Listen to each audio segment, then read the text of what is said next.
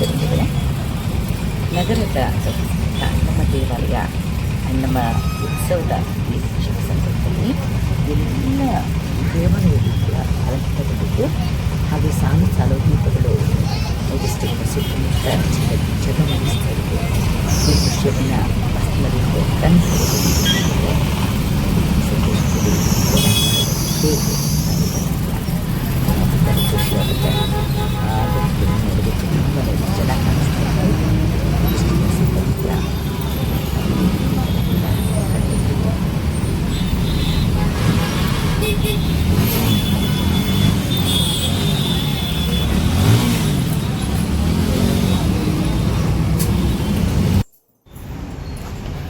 ಹನುಮಾನ್ ದೇವಾಲಯ. ವೀರ ಹನುಮಾನನಿಗೆ ಈ ರೀತಿ ಅಲಂಕಾರ ಮಾಡಿತ್ತು.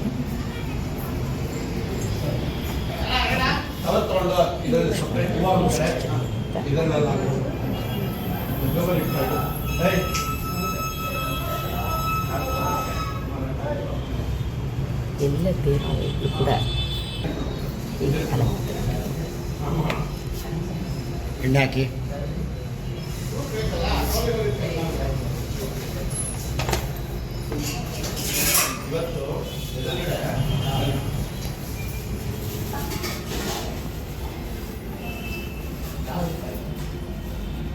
ತರಬೇ ಇಲ್ಲ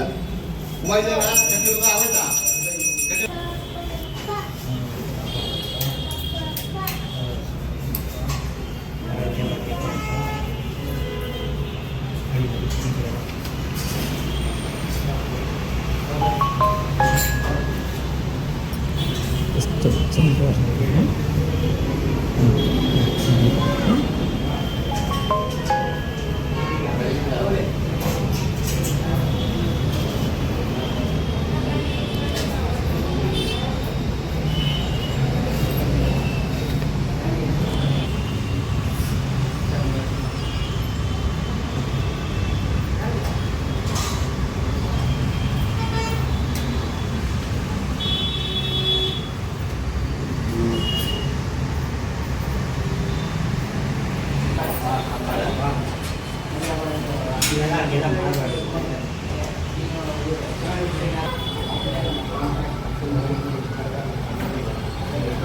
ಜೊತೆಗೆ ಆ ದಿನ ಹನುಮಾನ್ ಜಯಂತಿ ಕೂಡ ನಾರ್ತ್ ಸೈಡಲ್ಲಿ ಹನುಮಾನ್ ಜಯಂತಿಯನ್ನು ಆಚರಿಸುವಂಥ ದಿನ.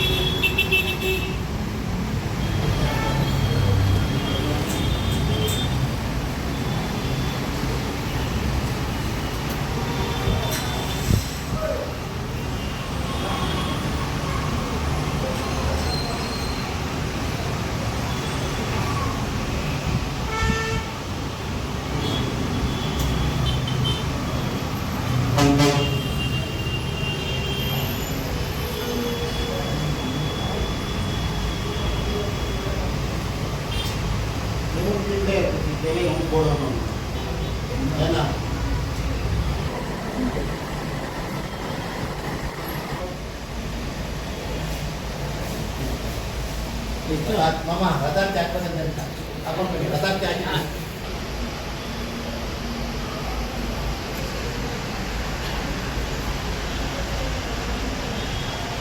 ಹೀಗೆ ಅಲಂಕಾರ ಸೇವೆ ನಡೀತಲೇ ಇತ್ತು. ಬೇರೆ ಬೇರೆ ಹೂಗಳಿಂದ ಅಲಂಕಾರವನ್ನು ಮಾಡ್ತಾ ಇತ್ತು.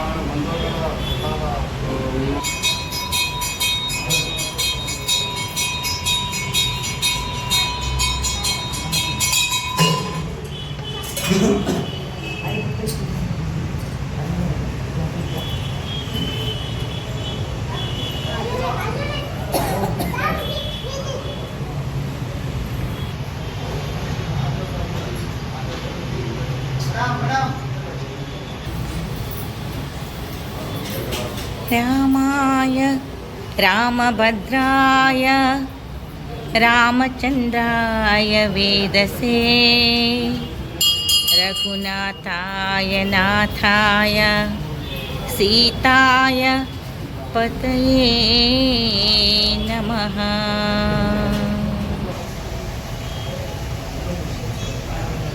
ಬೆಂಗಳೂರು ನಗರದ ದೇವಾಲಯದ ಬಗ್ಗೆ ಕೆಲವಾರು ಮಾಹಿತಿಯನ್ನು ತಿಳಿಸಿದ್ದೇನೆ.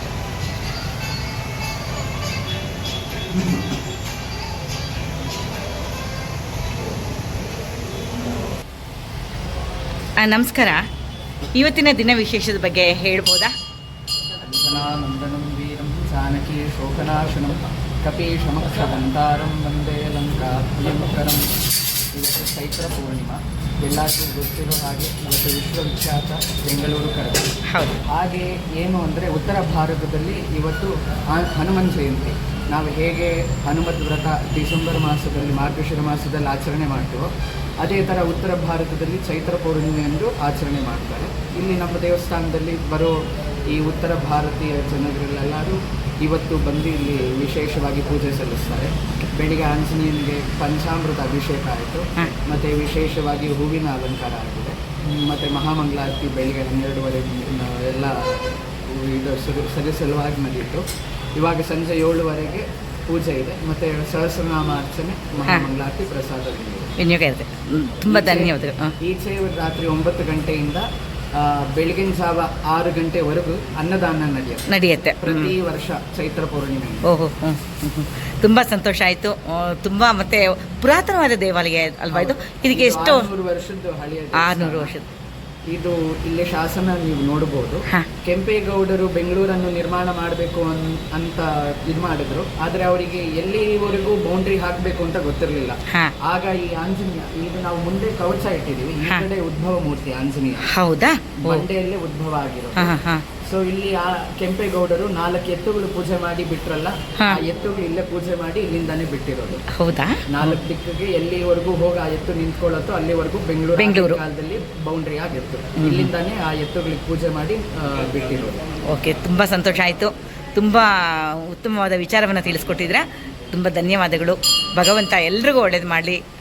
ಸರ್ವೇ ಜನ ಸುಖಿನೋ ಭವಂತು, ಸಮಸ್ತ ಸನ್ಮಂಗಳಾನಿ ಭವಂತು. Thank you very much sir. ನಮಸ್ಕಾರ.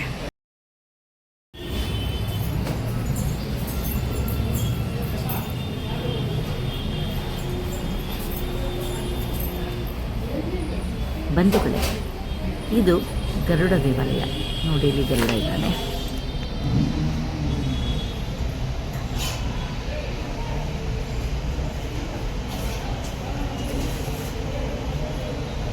ಆಂಜನೇಯ ಮತ್ತು ಗರುಡ ಎರಡೂ ಇರುವಂಥ ದೇವಾಲಯ ಇದು.